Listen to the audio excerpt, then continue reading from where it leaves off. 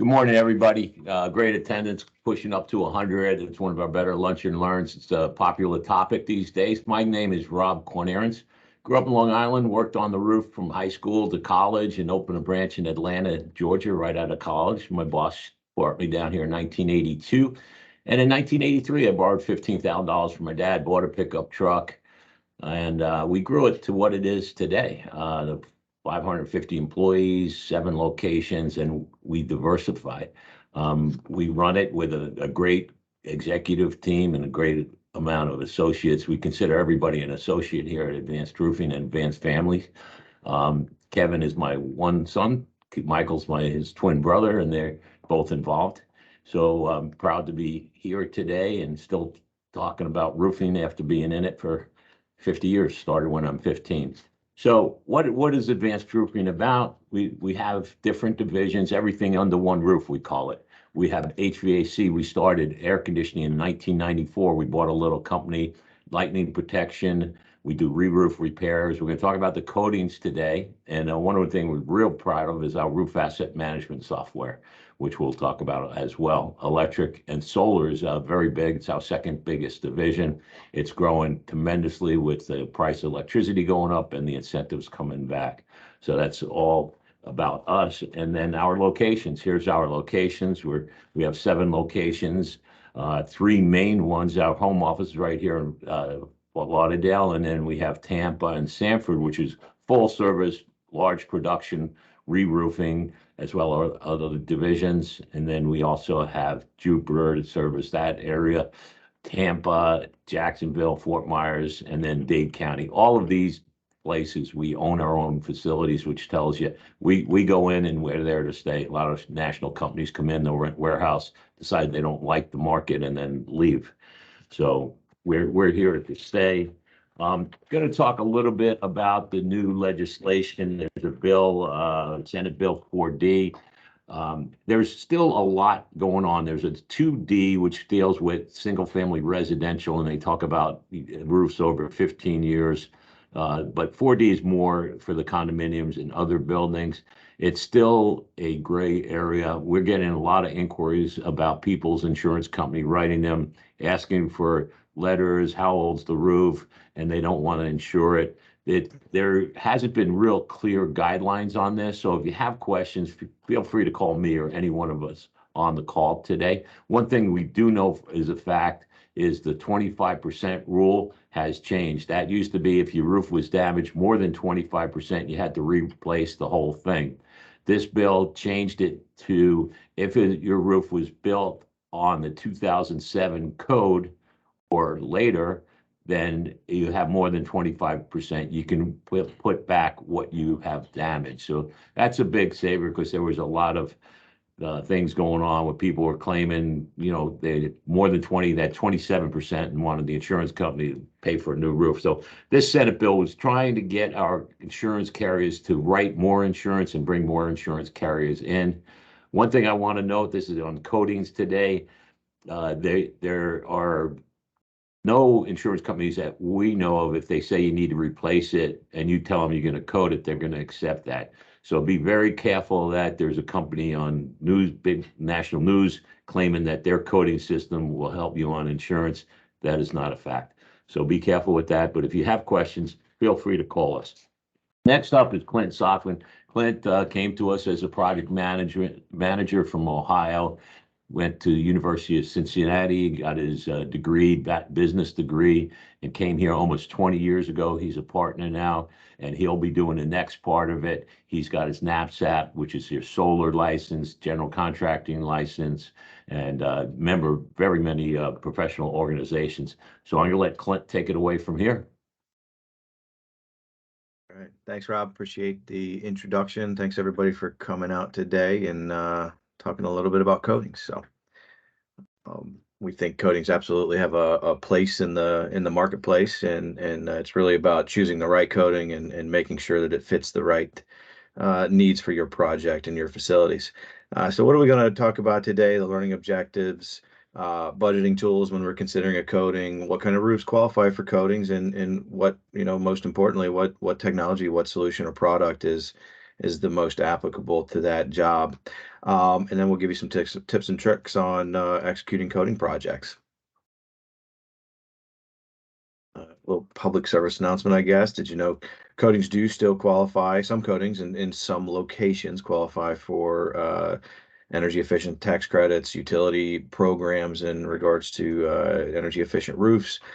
So, you really got to explore that. It varies immensely from utility to utility, but there are incentives out there for putting on new energy efficient roofs.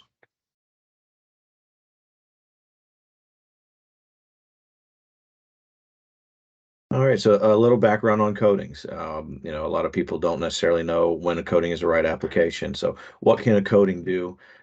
They can obviously extend the life of a roof. We don't generally say that coatings are great solutions for roofs that are completely dead and past their lifespan, but they can proactively extend the life up to 20 years.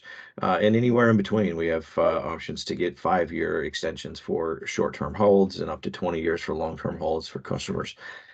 They're tax deductible in the year of the application, so they are typically looked at as an operating expense, not a capital expense, like a traditional roof replacement would be depreciated over a long period of time.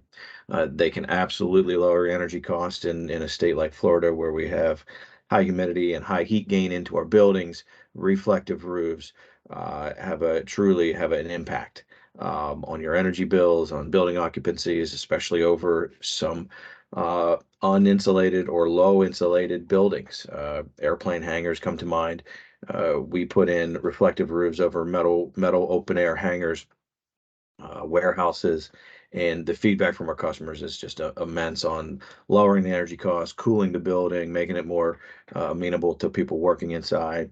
Warranty extensions on existing roofs as well. If we're looking at pretty much every major manufacturer today has a product that matches up with a roof system that they may already have in place, whether that's a modified bitumen from GAF or single plies from Carlisle. They're all now really in the coating games and can extend the already warranty that's already in place or issue a new warranty. Strengths, obviously, they're less disruptive to a building. Anytime that we don't have to tear off and remove an entire roof system, we can come in with less manpower and less disruption and keep the building operating smoothly. Obviously, less expensive. We're keeping a lot of these tear off debris out of landfills, trucking, and disposal costs, labor costs that would have to come in place. So being proactive and putting that coating in place can save a lot of money. Obviously, managing your leaks, and that we talk about preventative maintenance and proactive maintenance all the time. Coatings are an absolute tool in the toolbox to get out in front of leaks that are coming up that could cause expenses to the buildings. High solar reflectance, we already talked about how they lower energy bills and heat gain. Some of the challenges, they're not for all roofs. Gravel roofs typically are not great candidates for coatings. Roof with the excessive moisture that's already been let into the building, not a candidate for coatings. We recommend that you do peel testing and adhesion testing to all roofs that you're considering coating, and sometimes we just won't get the proper adhesion to let that coating perform the way it's supposed to. And then sometimes smell mitigation can be a concern. A lot of these coatings are solvent based, and they do have quite an odor that can be put off, some more than others. And some sites are more sensitive than others, so it's a consideration. So from a building type perspective, any commercial roof that you can imagine can be coated. These can be flat roofs, metal roofs, single ply roofs, modified bitumen. Built up roofing is listed here. There is a way to coat gravel roofs. It's not the most cost effective often, and it's not the best solution. People do it. Sometimes you do it over spray foam. So there's a way everywhere. There is a big asterisk there. It's contingent on a moisture survey. I would also expand that to go back and say it's contingent on peel testing and adhesion testing to make sure that coating will adhere to the system you're trying to put it on. Properly installed coating can serve you for a long time. Poorly installed coating can fail quickly. So we're going to move on to talk about some of the coating types and applications. You'll see that there's a wide array of applications and how we put these coatings down. We can spray them, we can roll them, we can use paint brushes.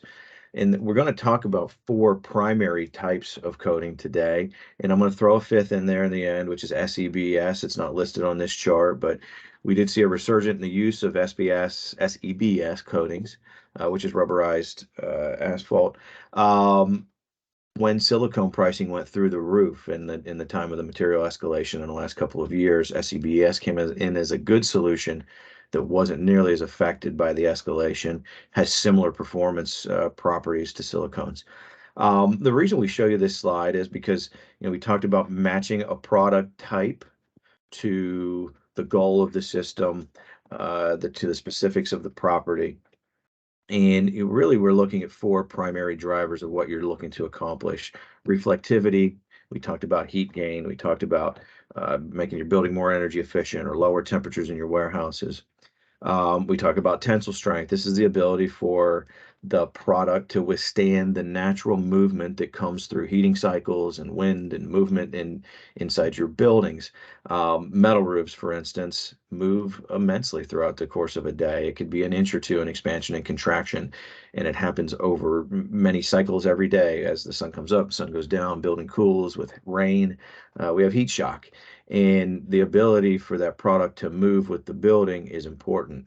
That goes back to that adhesion test as well, because that movement has to be offset. So we really look at those things to make sure you're picking the right product. Diving a little deeper into acrylics.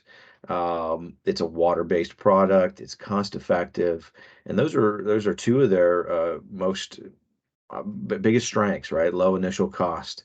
It's our cheapest system to deploy out front.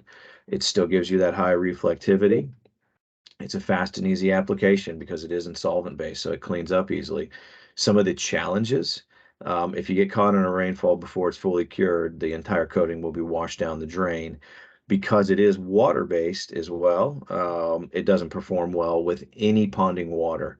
If there's any water that sits on that on an acrylic coating for an extended period of time, we'll see blistering and delamination within months. So, when we talk about applicable building types, it's great when you're looking to get reflectivity and you have good slope on your building. It doesn't provide the best waterproofing characteristics anytime there's ponding water or the chance that water is going to sit for a long time. Silicone coatings have kind of emerged in the last, let's say, 10 years as the go-to product in the marketplace, and you'll see why. And if you were to look back into your memory on the bar charts of the strengths and the characteristics, silicone really has the most value when we start overlaying cost with performance, high tensile strength, high retention to ponding water, high reflectivity initially. And the manufacturers, and I say initially because they do tend to yellow and gather dirt over time. Manufacturers are working every day, I can tell you, to come up with new formulations in their silicone products that help resist that weathering effect. But that has been one negative of silicones, is they do weather over time. The other negative is nothing else will ever stick to that roof. So the only option you have to coat or to put a second coat on is more silicone. It tends to puncture easily, but the majority of silicone coatings are not reinforced. They can go down in one application, a single coat, so we can move quickly. You can get up to 20 years. And like I said, silicones do provide a great balance between cost and performance. Polyurethane coatings have been around for a long time. They're very impact resistant. They do well under foot traffic, pedestrian traffic. And so we see polyurethane coatings put out in anywhere from driveways to waterproofing applications and planters where they may be covered up and inaccessible for maintenance or where you have heavy traffic. Super durable. They don't have the same negative characteristics that silicone has as far as weathering and losing its reflectivity. They're also very chemical resistant, similar to silicones. I didn't mention that, but silicone performs very well under most chemicals. They work well with cool roofs because they do stay white and clean over time. Some of the challenges, they are on the higher end of the cost per square foot to put down. They are very rigid. So we typically will see polyurethane coatings put directly over concrete decks, something that doesn't have extensive expansion and contraction characteristics. They're susceptible to moisture in the substrate at the time of the application. That's because they waterproof so well. And I would really put that as a challenge for all coatings. We talked about moisture surveys. You have to do moisture surveys of your existing roof system, really for all coatings to be successful. But especially with polyurethane coatings, and the reason being is that hidden latent moisture, especially in something like a concrete deck, it may look dry at the surface, but once we encapsulate it with a polyurethane, it can actually delaminate with very little moisture that you can't see to the naked eye. So we have to be careful with substrate preparation and the condition. Polyurethanes do have a very strong odor. They're solvent based in their chemistry. So as they start to cure off, they release all those solvents. Got to be very careful around your fresh air intakes, around sensitive operations, hospitals, or those sorts of things. So something to consider. PMMA coatings. PMMA coatings have recently been used also in waterproofing, extremely durable. It's a catalyzed resin, two-part resin, meaning you have to mix it with a catalyst to activate it to start to cure off. PMMAs are really used in not only pure coating applications and waterproofing applications, but also as hybrid parts of roof systems where you may have difficult flashings. So it's something that isn't easily flashed with a traditional lead boot could be very easily flashed with a PMMA flashing and a reinforcement to provide really a great option for an alternative to pitch pans or some other kind of pourable sealer pocket for difficult flashing conditions. Like I mentioned, it's extremely durable. It can be combined with roof membranes to create flashing assemblies, waterproofing planters, plaza decks. We often see PMMAs put underneath cooling towers. Difficult to access, constantly being barraged by water or potential chemicals. PMMA is our highest performing coating for those types of applications. So where are we putting them? Difficult flashings, plaza decks, cooling towers. And then the last thing would be jobs where high mobilization costs dictate that you need high performance designs, because PMMA's biggest challenge is its initial upfront cost, but its long-term performance often will outweigh that cost as we look at the life cycle of a roof system. The last thing is SEBS. It's thermoplastic rubber. It's been around for a long time, and as silicone kind of gained momentum, SEBS somewhat faded into the background. But as silicone prices nearly doubled over the course of the inflation that we've seen over the last couple of years, SEBS came back as a great option. It's something that's out there. It's manufactured by your traditional coating manufacturers, Carnac, Tropical. It gives us a lot of the water resistance and tensile strength characteristics that silicone has, but it does have higher VOCs, limited color options, and you're typically doing this in multi-pass assemblies, meaning we need to do more than one coat. So base coat would go down, allow that to cure. Secondary coat needs to come back. Silicone, I think I'd mentioned, can be done in single layer often. So when we're comparing those two, there is some labor challenges that come with SEBS. But nothing that can't be offset and was easily offset, as silicone was approaching $400 for a 5-gallon pail. Silicone has receded quite a bit, so I expect that to level off. Like I said before, almost all flat roofing systems, and that's a common theme with all these coatings. With proper moisture surveys, proper adhesion testing, these coatings can really be deployed everywhere. It's really about balancing cost and performance and getting it in the right place. And that leads us to one of the wrap-up slides here, which is knowing your product's primary performance objective. And I've kind of talked about it and hinted a lot to it, but getting the right product on the project is the most important thing that we can do. Coatings are, like I said, proactive approach.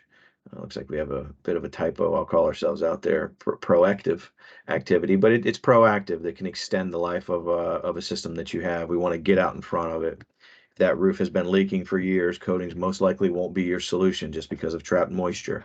If the membrane has deteriorated to a point to where there is no base that we can coat, most likely not going to be a candidate. We can reduce heat absorption or act as a sunscreen, if you will. So aging kind of stops. We know it has to be in good condition. Depending on the product that's chosen, it has to have good slope and positive drainage. And so that's from the reflectivity standpoint. If we're talking about moisture and damp proofing, these are waterproofing type systems inside planters, inside plaza decks. This is where we would lean towards our PMMAs and our polyurethanes. If you have slope, that's great, but these products really do not require slope. They perform the same way, whether they're understanding water or not, for 20 plus years. I'm going to turn it over to Jason. Jason's been with us since 2008. He's pretty homegrown for our organization. He was our service estimator in Fort Lauderdale, moved up to be a service manager in Orlando, and now is our entire branch manager overseeing our second largest operation in the Sanford, Orlando area. So, Jason? Thanks. Excuse me. Thanks. Yeah, so this is a little bit of background with me. And I've been with Advanced Roofing for 14 years and really kind of got to learn a little bit about the coatings market. I'm going to share my knowledge. So next slide, please. So start off with a poll. Pretty simple, true or false. Everybody should get a notice there in the chat. All types of roofs can be coated.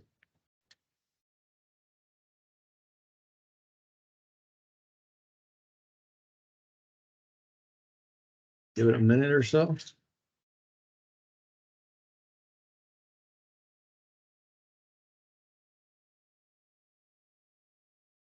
Yeah, so the answer there is false. We got about 8 out of 10 people stating the correct answer. Clint mentioned earlier, there's a lot of different types of roofs that really aren't favorable for roof coatings. Built-up gravel roofs are one of them.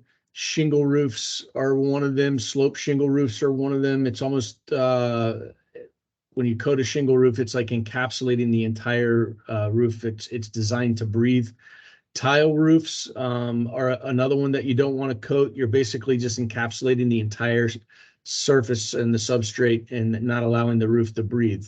Tile and shingle roofs, they have what's called a surface water barrier, and they have an underlayment, which is also a water barrier, and they're designed to breathe with those roof systems with vents, soffit vents, and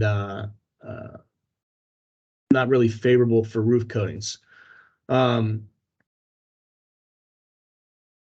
mentioned earlier in regards to the for roofs being what types to coat. Every roof system is different. Preparatory work needs to be done to investigating how the roof system is performing at that time when you're considering a roof coating, and whether or not preliminary repairs need to be performed, or whether or not a different type of solution needs to be done, whether it's a recover or a re-roof, a full roof replacement. Right now in the market, it's always been buyer beware. Coatings seem to be the solve all. They come in, we can solve your problems. I've seen a company advertising 50-year roof systems with coatings. They're giving you a proposal. They're coming back. They're coating the roof over and over again for every 5 years after 10 years, and saying that they have a 50-year life cycle.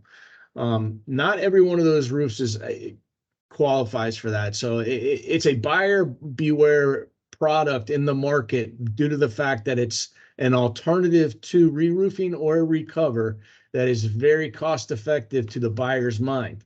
So doing your homework up front and understanding whether or not this is the right application for the roof system that you're managing or owning or whatever the case may be, that's a little bit about what we're going to talk about. So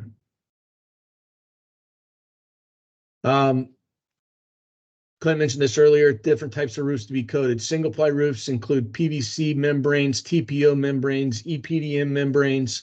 Metal roof types are standing seam, 5V crimp. We also have structural panels. A lot of people have, Butler buildings or pre-manufactured buildings that have metal roofs on them. They tend to have fasteners that are coming out exposed, translucent skylights. Great candidate for roof coating.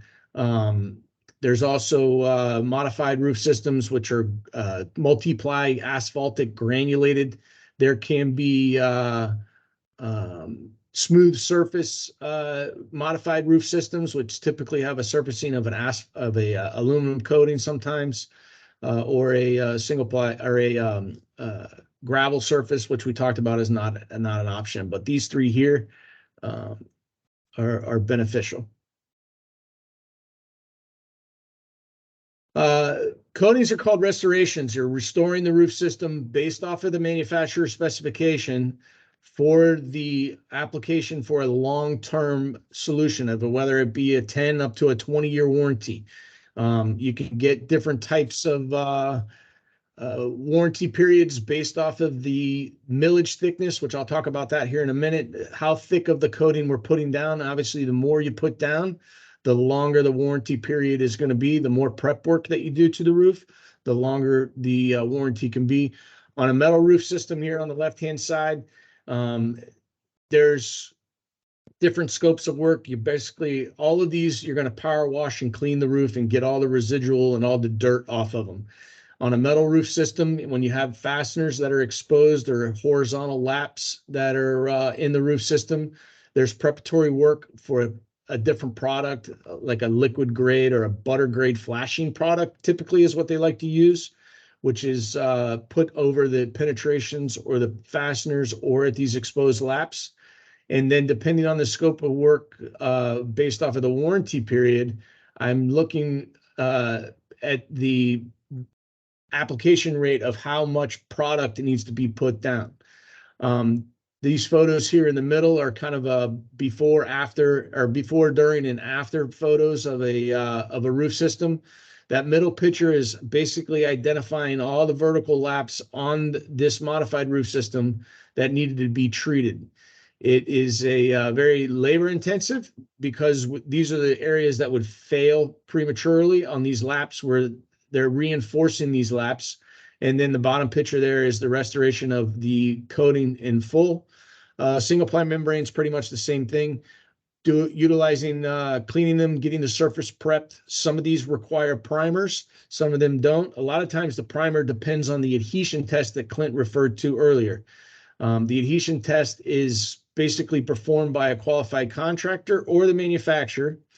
And what they're doing is they're doing a test strip with their product on your prepared roof system of typically it's 2 inches by 16 inches long of fabric. And what they do is they pull the coating away from the substrate, whether it's metal, modified, or single ply.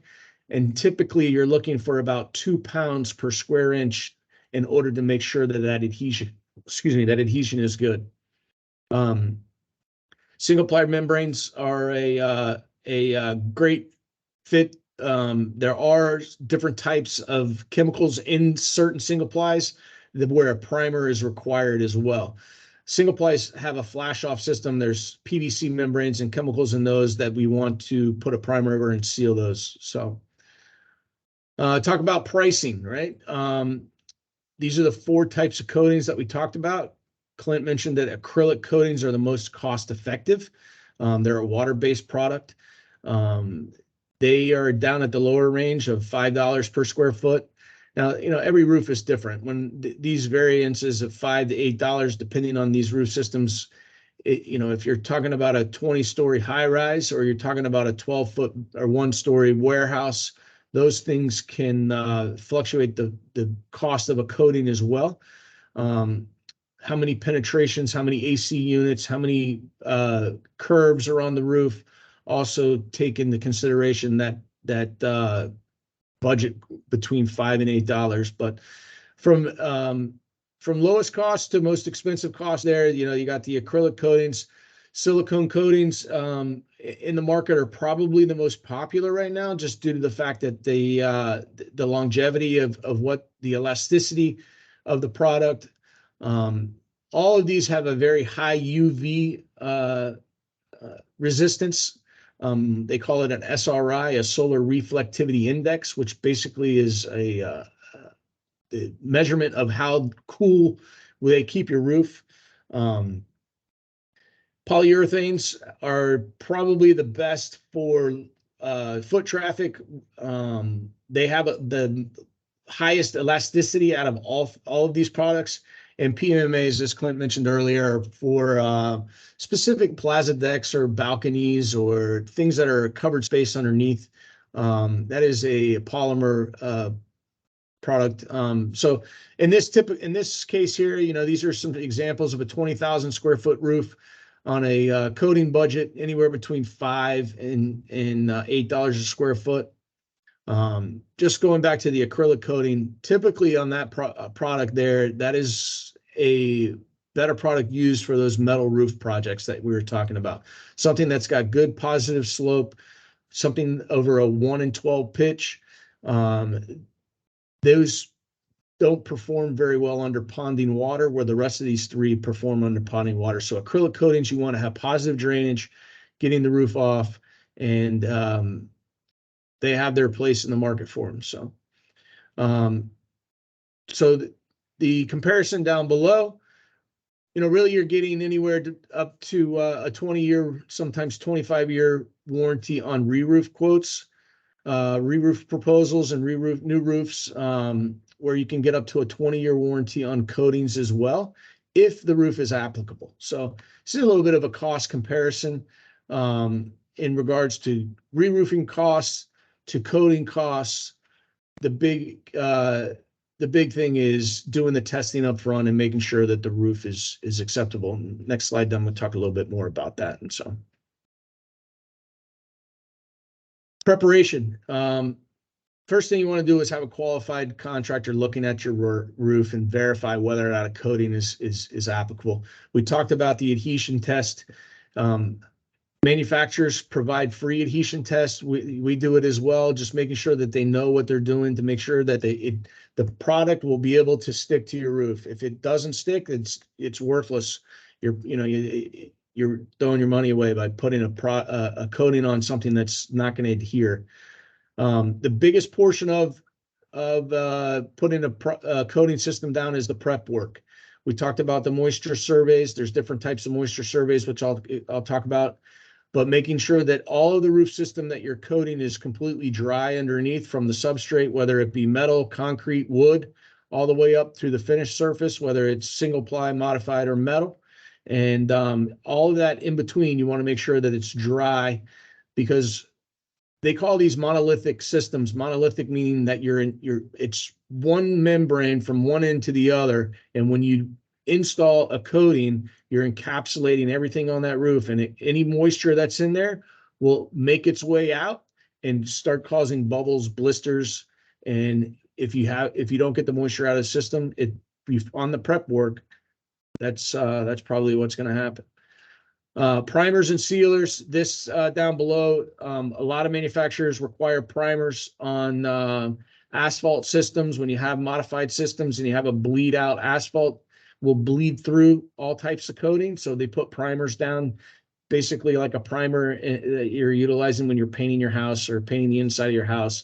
If you have, for instance, if you have white walls now and you want to go to a gray, you want to put something over it, you want to put primers on it. So it is basically a sealer in between the old and the new.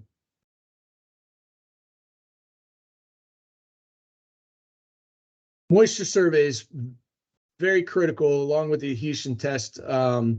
There's different types of moisture surveys. It's called a Testing Application Standard 126. It is a Florida testing protocol. There are different types. There's an infrared. There's a Tramex where they do infrareds at nighttime with FLIR guns. There's also a Tramex where they can do nuclear and shoot radioactive waves down through the roof system and have it bounce back and identify whether or not there's moisture in the roof deck. Definitely recommend that a moisture survey. You can actually do core cuts into the old roof system.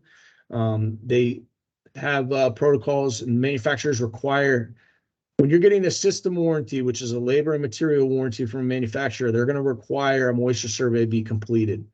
Rob, in the beginning of the presentation, referred to the 25% rule. This has changed. This is a benefit for basically homeowners and building owners and property managers. This is a little bit confusing also, because then you have, doesn't have to necessarily be 25% of the entire roof. It can be of a section. If you have a parapet wall or a diverting wall, you can still change out just smaller sections of that roof of only that area as well. So moisture surveys, probably second most besides the surface preparation, is critical to make sure you get identifying everything that's wet in the roof system and getting it dried out first. So when we're installing the product, we did all the surface prep. We've pressure washed the roof. We've done all of the penetrations. We've basically ready to put down the roof system. These are some tools that we utilize when we're putting the when we're putting the coating down. Gridding the roof system out in 10-foot by 10-foot increments, which is 1 square in the roofing industry. It's 100 square feet is 1 square. All coating manufacturers give guidelines of how much product to put down per 100 square feet based off of the warranty period. So an example is, if you're getting a 10-year material warranty or a labor and material warranty and they want 1.5 gallons per square, we grid the roof off in 10-foot by 10-foot increments, and we put down 1.5 gallons of product in that 10-foot by 10-foot section in order to make sure that we're applying it uniformly. These other products that we're using, this wet mill gauge, the wet mill gauge is the one in the middle that gets set into the coating to make sure that we're putting it down at the millage thickness.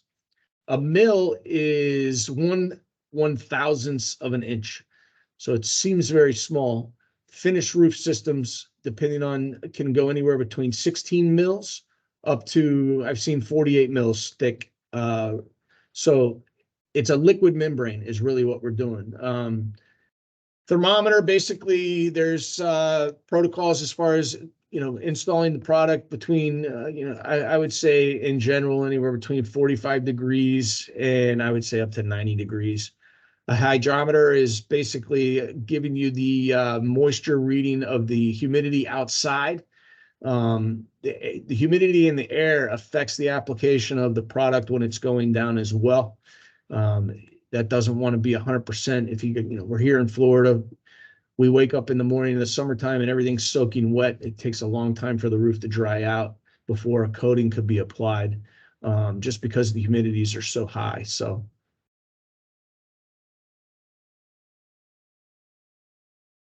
I'm not a scientist, but this is a science lesson. Basically, in the coating industry, 1 gallon of any liquid that's spread over, any liquid in general, over a 10-foot by 10-foot section, which we talked about is 1 square in the roofing world, will equal 16 mils wet. So what we talked about is you take 1 gallon of product, you pour it into this 10-foot by 10-foot section. We go back to those mill gauges, and it should be 16 mils wet. The products are made up of solids. There's in all those different types, the acrylics, the silicones, the polyurethanes, the PMMAs. They all have different volumes of solids based off of the product.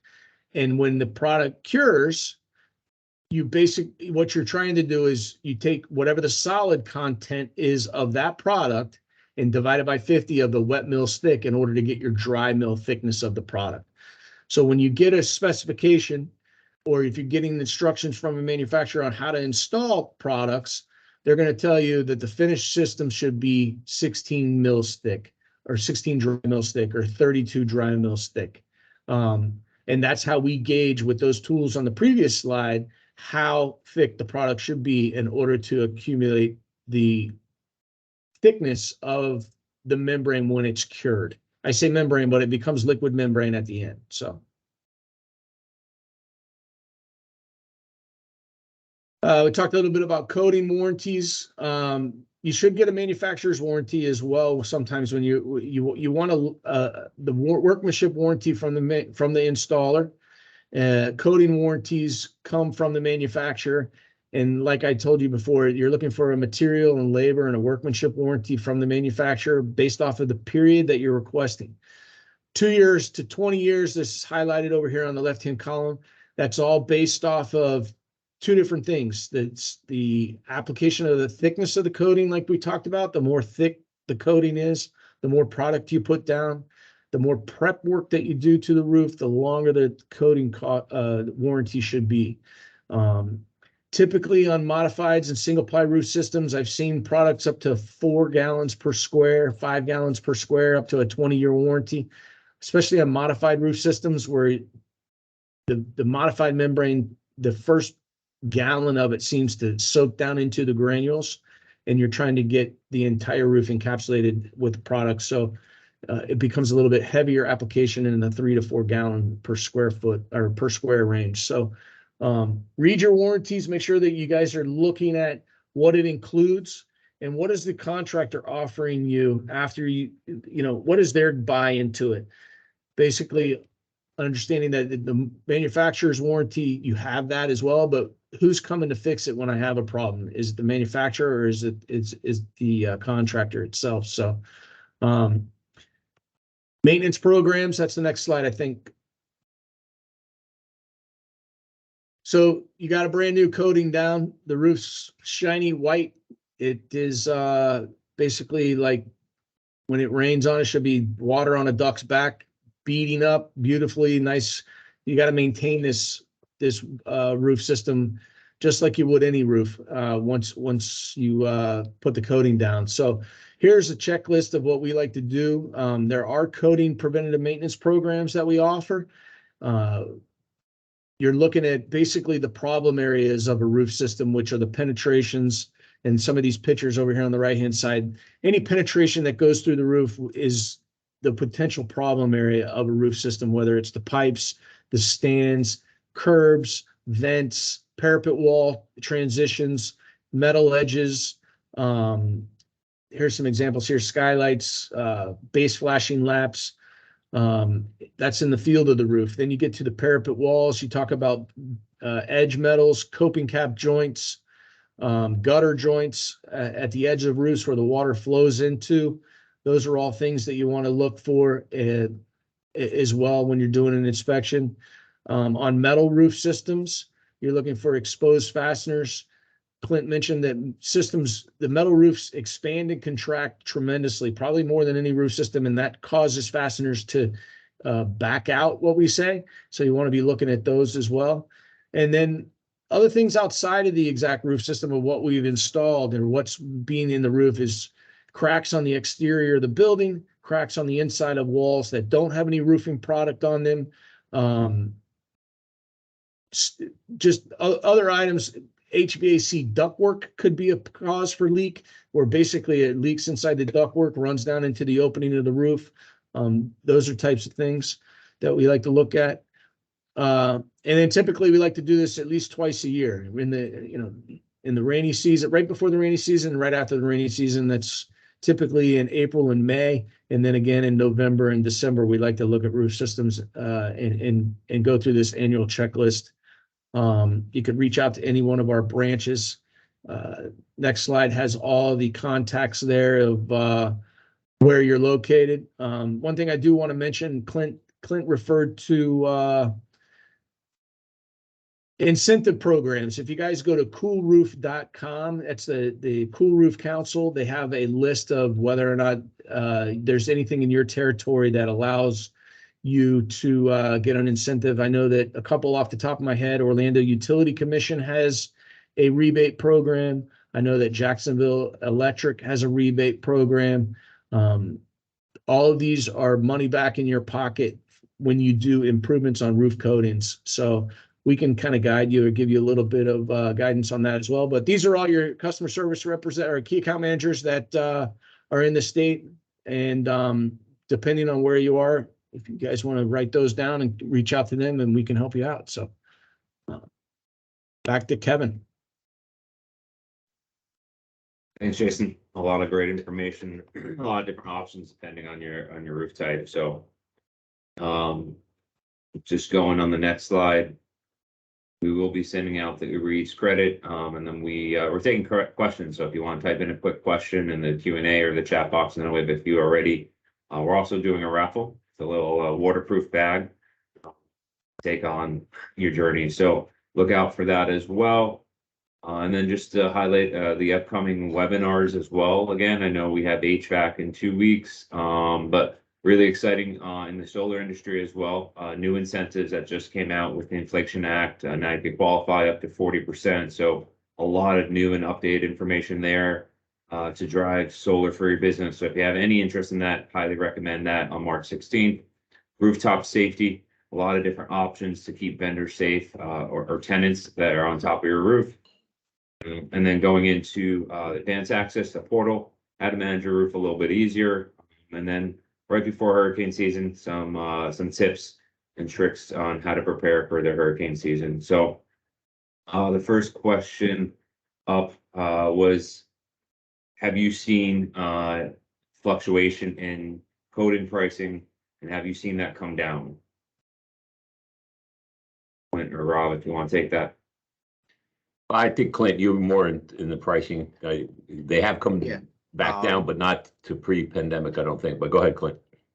Yeah, that's exactly right. We had talked about it at a couple of points in the presentation quickly, but all material was really dramatically affected. All roofing material, especially, and mostly construction materials, dramatically affected by inflation over the last couple of years, and we have started to see some retraction, but we do not expect it to get back to pre-pandemic and pre-inflation levels. Silicone was north of $400 a pail, and pre-inflation was sitting around $200 a pail. So we've seen that come down. It's not anywhere close to where it was pre-pandemic. We don't expect it to stay there. The other, driving factor is labor costs as well. Housing costs in Florida are continuing to rise. It's driving labor cost higher than we were before as well. So it's really a dual factor. The market is coming back. It's not going to come all the way back, but it's also being driven by labor as well. So great question. Another question. Coatings extend roof lives, but the insurance companies say roofs over 20 years must be replaced. Is it possible to convince the insurance company to insure a roof over 20 years old that has been coated? And then just for those, if they have questions, if you could type them in the chat box or the Q&A box, we'll definitely address them for you. Yeah. I'll take that question from Theodore as well. I think it's important to understand what the insurance company is trying to mitigate when they're looking at aged roofs, and that is really the wind performance from a catastrophic loss from a hurricane. And coatings do not address how the base roof is adhered to the substructure or how it's attached to the substructure. They also don't address how your terminations, your metal flashings, your coping caps, or other typical failure points will fail. So we find it unlikely that insurance companies will ever change their position that a coating is able to satisfy the insurance company's needs as far as how that roof's going to perform under high wind. The only thing that I would say that you could potentially do, and I would certainly consult your insurance company before you did it, was a bonded pool test to prove out that roof is attached adequately to offset the design pressures for current modern code.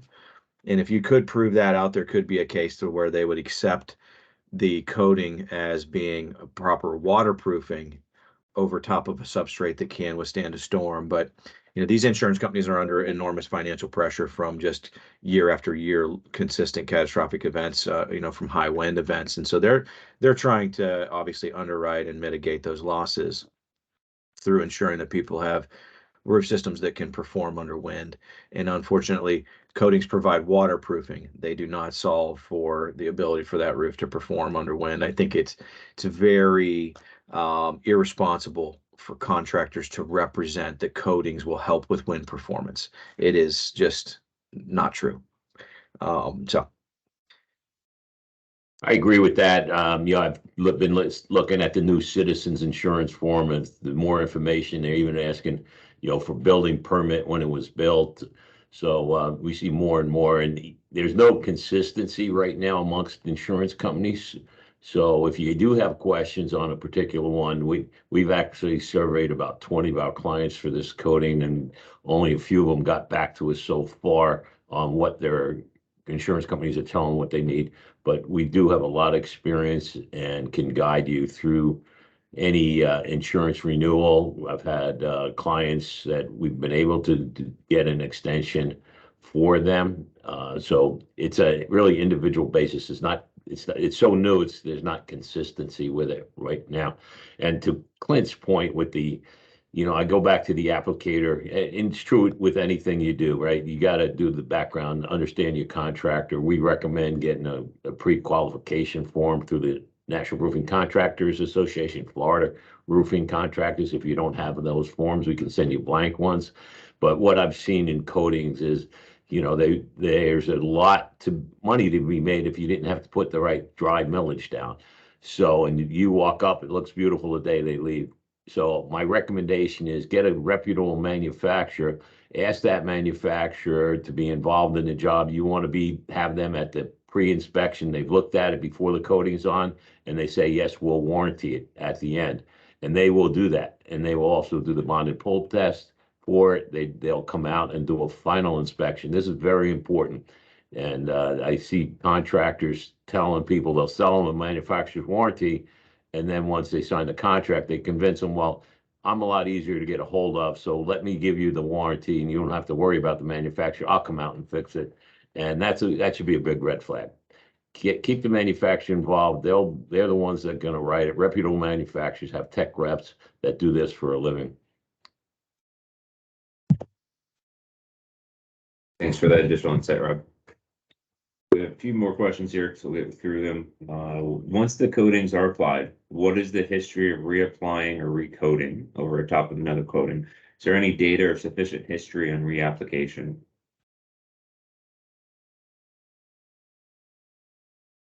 I can take a shot at it. I know it's sold immensely, especially in the silicone world, that, this is a forever roof. We hear this, lifetime coatings.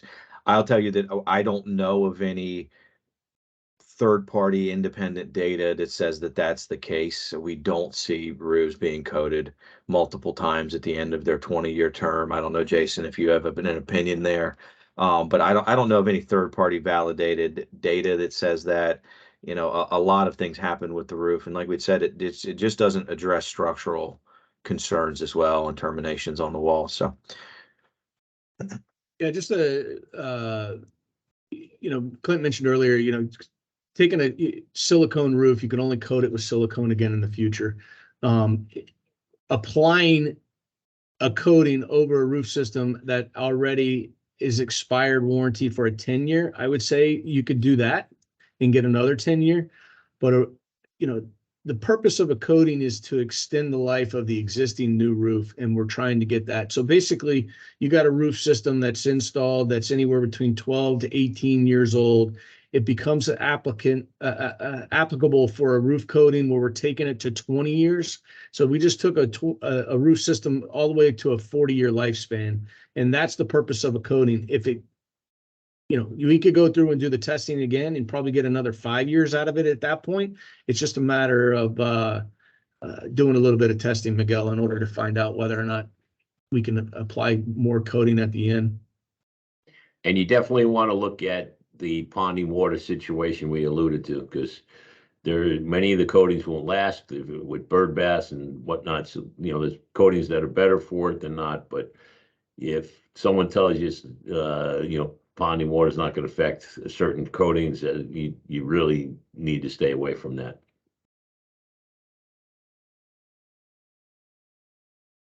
One more question. So if anyone has questions, type them in the box.